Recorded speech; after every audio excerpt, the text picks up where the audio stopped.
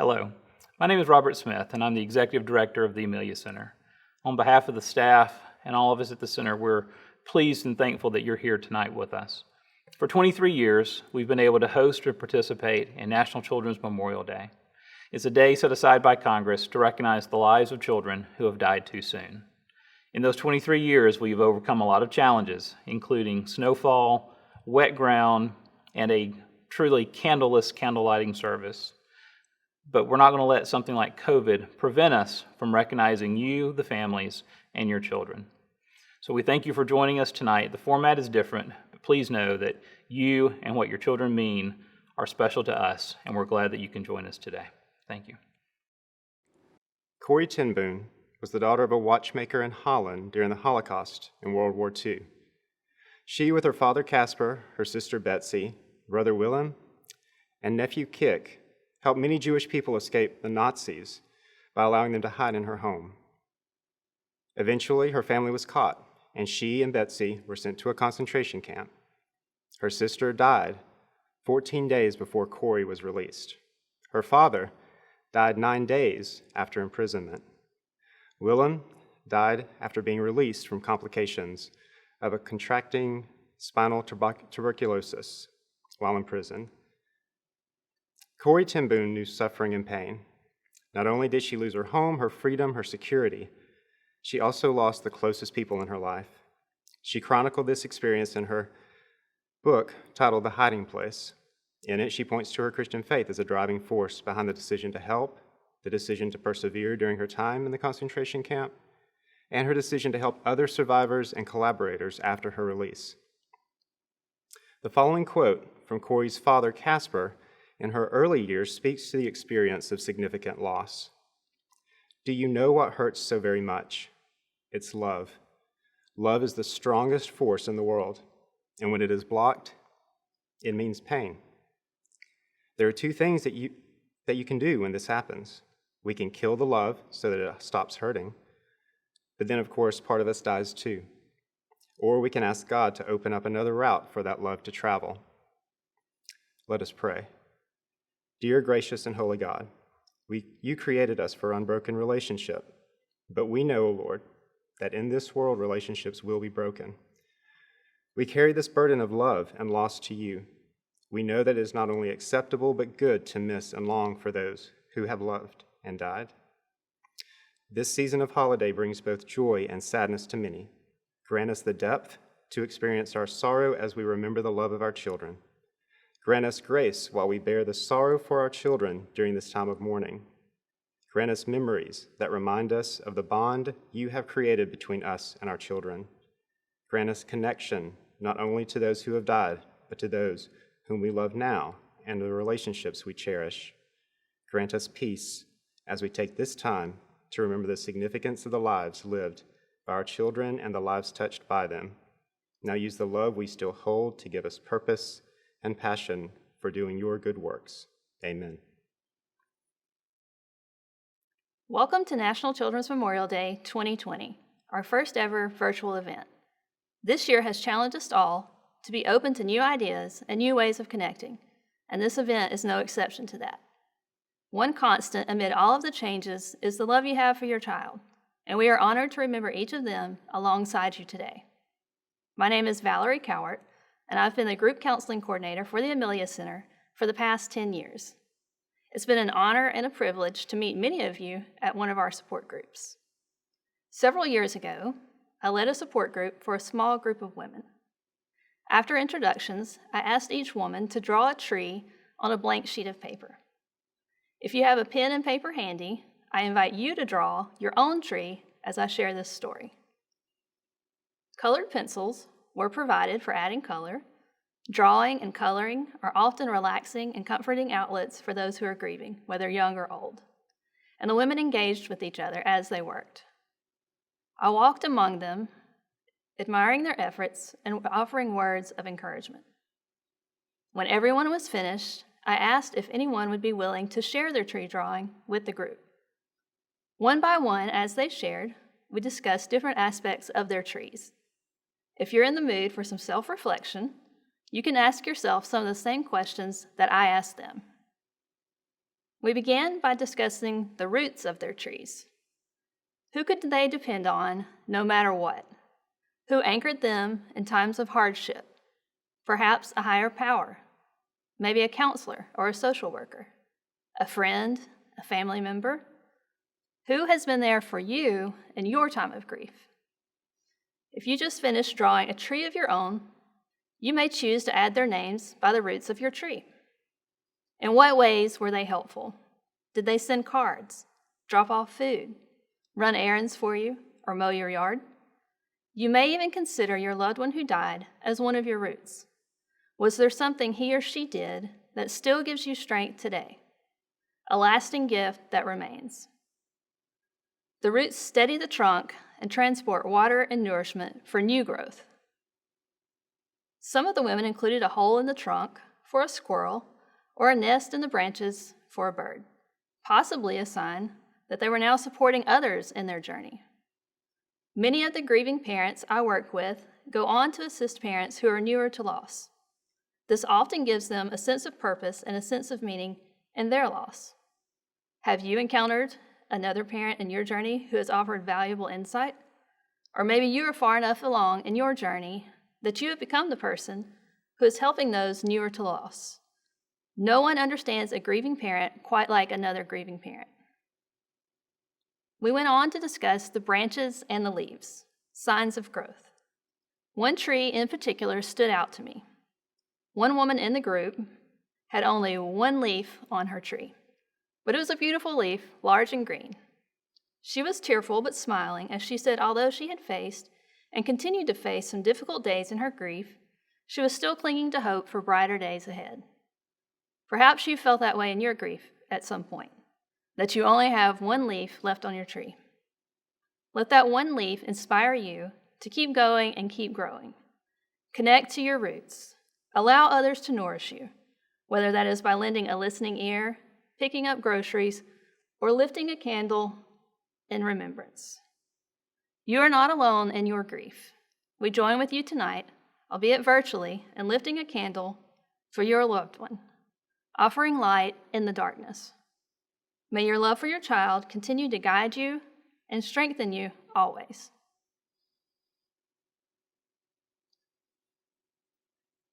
As we enter this holiday season, we stop to remember these lives that have meant so much. The impact on our hearts is in many ways indescribable. The love that we shared with them not only gave us purpose and meaning while they were alive, but lives on now through every relationship we hold dear.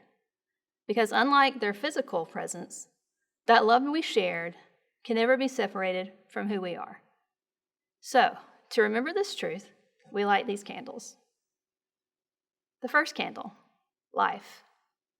We light this candle for life. The life you lived, the life we shared, and the life I now live, hopefully as a legacy to you. The second candle is for courage. We light this candle for courage. Courage to think of the memories that bring both joy and pain. Courage to remember not only what you did, but who you were.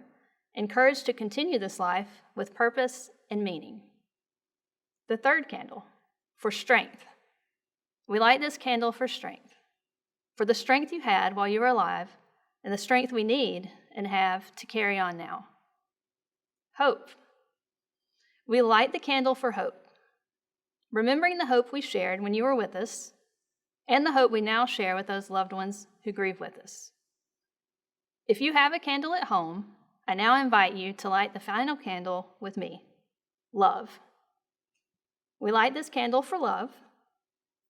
Although we will not be together any longer in this life, the love we shared binds our hearts together forever, fueling our ability to love others more fully. We invite you to leave your candle lit for the litany of the names. Feel free to raise your candle when your child's name is read.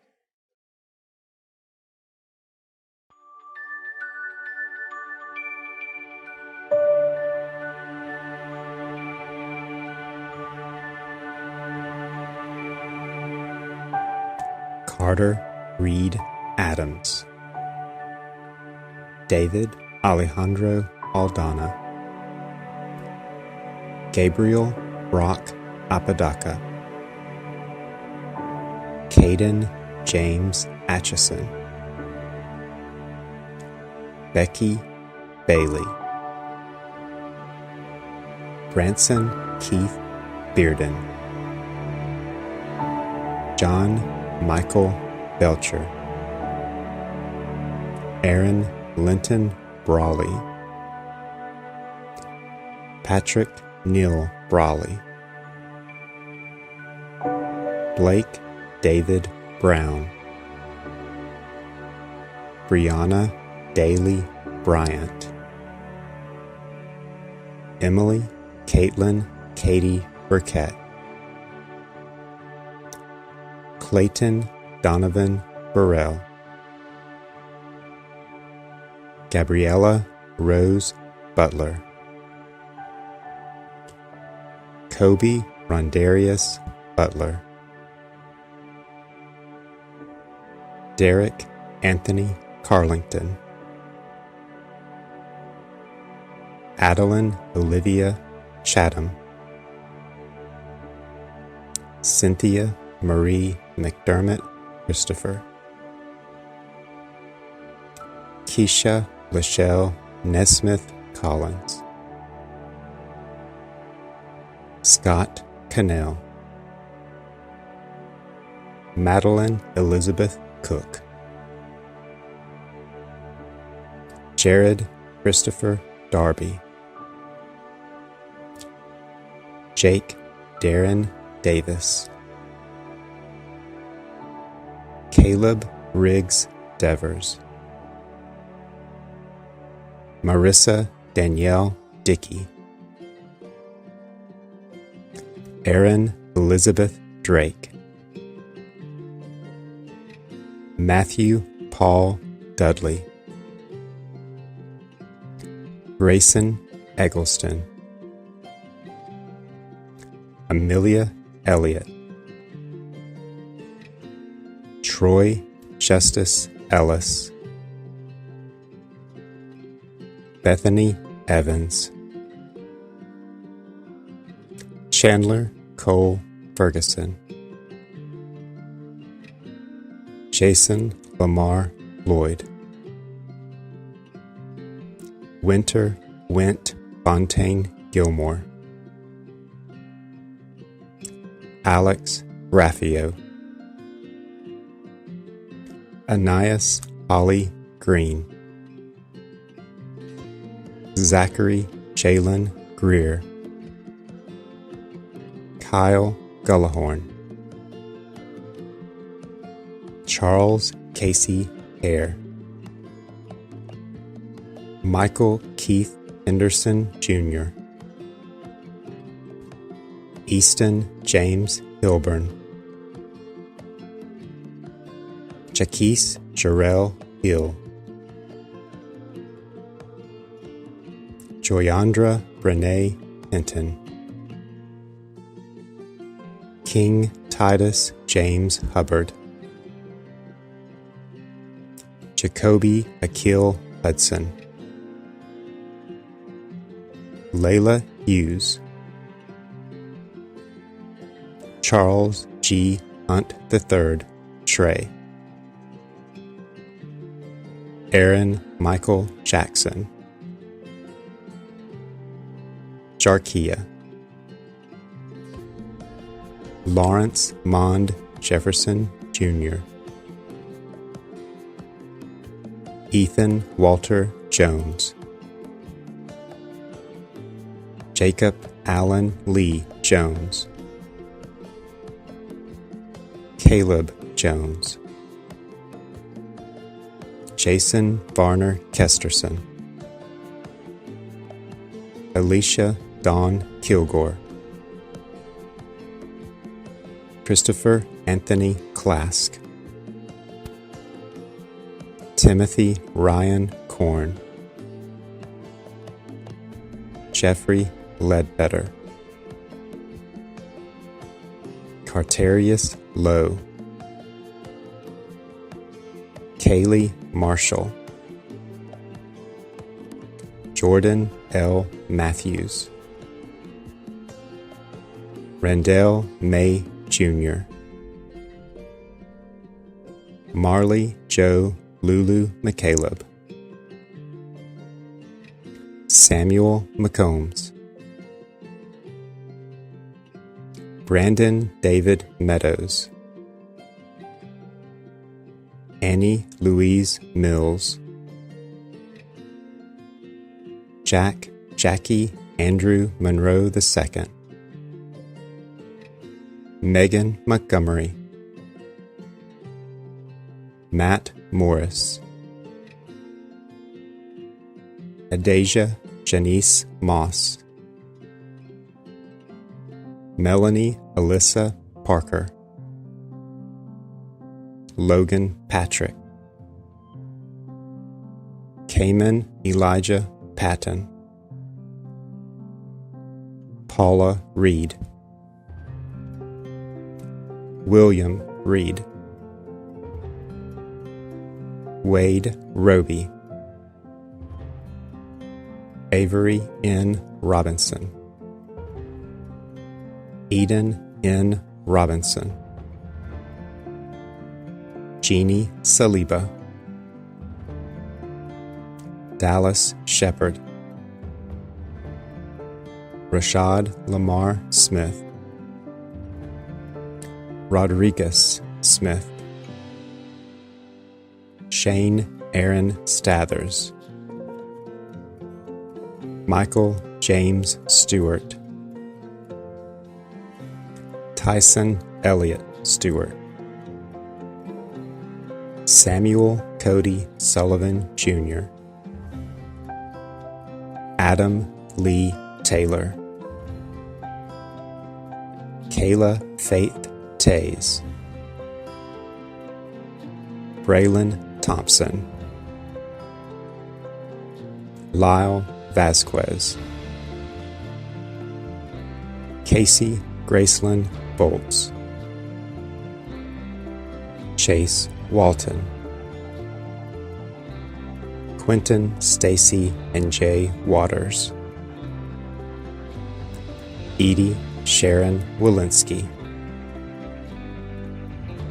Brendan Wayne Willis, Kenneth Jason Stussy Wilson, Dwan Zhu.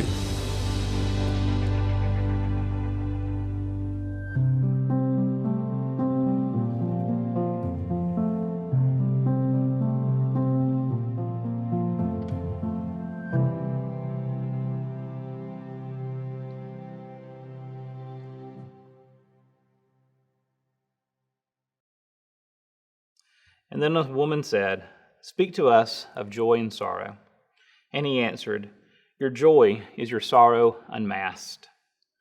And the self-same well from which your laughter rises was oftentimes filled with your tears. And how else can it be?